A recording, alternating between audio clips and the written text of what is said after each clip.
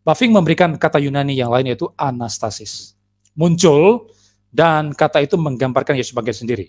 Dan saya coba mencari kata anastasis itu muncul berapa kali ditujukan kepada Yesus. Ada beberapa kali muncul itu kata itu dan memang bicara tentang kebangkitan Kristus. Di antaranya ya, 3 teks ini aja ya. Yohanes 11:25, Roma 1 ayat 4, lalu Filipi ayat 3:10. Saya kira Filipi 3:10 ini kurang tegas, jadi ya gak usahlah saya bahas di sini karena ini ada problem gramatika di sana. Jadi saya hanya menggunakan Yohanes 11 ayat 25, lalu Roma 1 ayat 4 yang muncul kata anastasis di sana. Pertama, Yohanes 11 ayat 25. Jawab Yesus, akulah kebangkitan dan hidup. Barang siapa percaya kepadaku, ia akan hidup walaupun ia sudah mati. Kata anastasis ini muncul di sana. Yang mana? Ya ini, kebangkitan. Ini dari kata Yunani anastasis. Maka Yesus mengatakan, akulah kebangkitan dan hidup.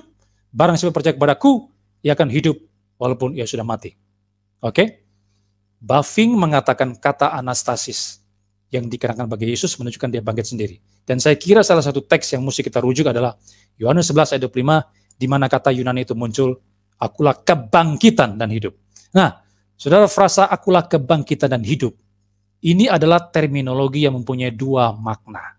Kalau saudara membaca konteks Yohanes pasal 11, ada 2 makna yang bisa kita simpulkan dari kata-kata akulah kebangkitan dan hidup. Pertama, itu menunjuk kepada identitas Yesus yang berkarya dalam membangkitkan orang yang sudah mati. Dalam hal ini, Lazarus. Ya, ini adalah cerita Yesus yang membangkitkan Lazarus. Dan kalau kita melihat ayat 17, 21, 23, 43, 44, Yesus membangkitkan Lazarus di sana.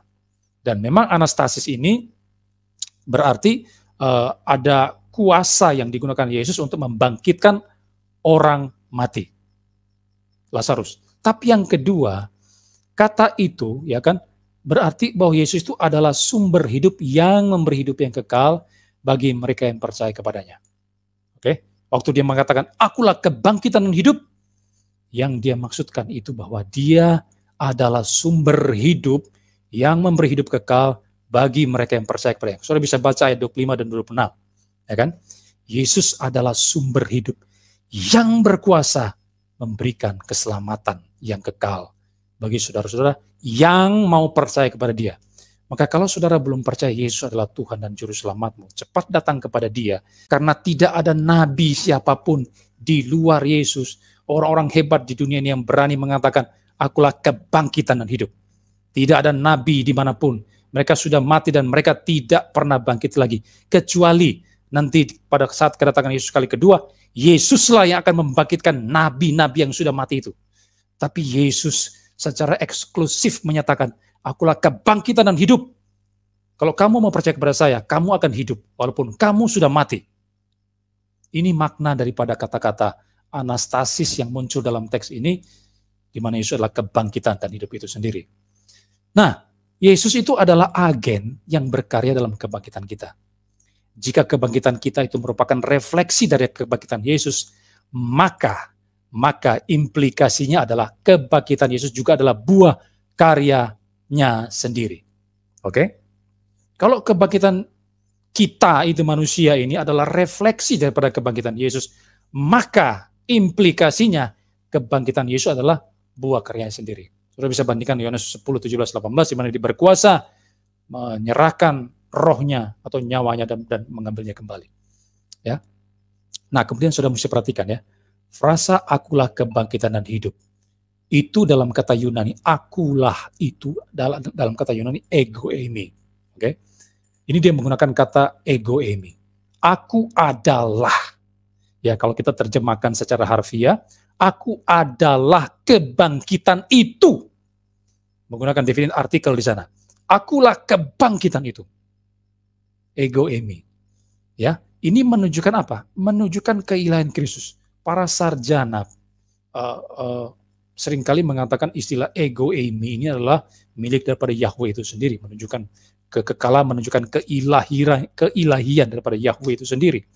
Nah, maka ketika Yesus mengatakan aku adalah ego eimi, kebangkitan itu, ini penekanan yang sangat kuat yang menunjukkan keilahian daripada Kristus sebetulnya.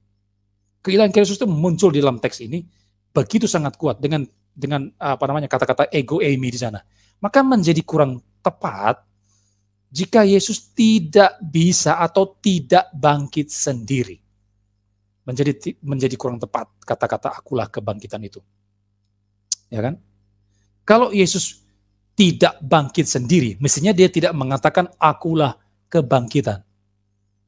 Menurut saya tidak usah dia katakan begitu. Dia harus mengatakan akulah yang bisa membangkitkan orang lain. Atau akulah yang bisa membangkitkan. Kata-kata itu lebih cocok kepada orang-orang yang memahami Yesus tidak bangkit sendiri. Tapi kalau dia mengatakan akulah ego eimi kebangkitan itu, tidak cocok kalau kita memahami teks ini bahwa Yesus tidak membangkitkan dirinya sendiri. Atau dia tidak bisa membangkitkan diri sendiri. Saya kira itu sangat tidak cocok. Ya kan? Sangat tidak cocok.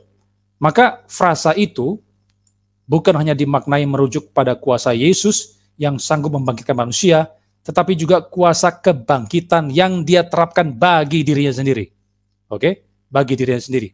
Saya setuju dengan Bavinck di sini, kata anastasis muncul di sini, dan ini menunjukkan bahwa Yesus bangkit sendiri. Sekali lagi, saya bicara secara kontekstual ya. Saya tidak bicara gramatika yang jelimet, dan saya setuju dengan apa yang dikatakan oleh Bavinck di sini.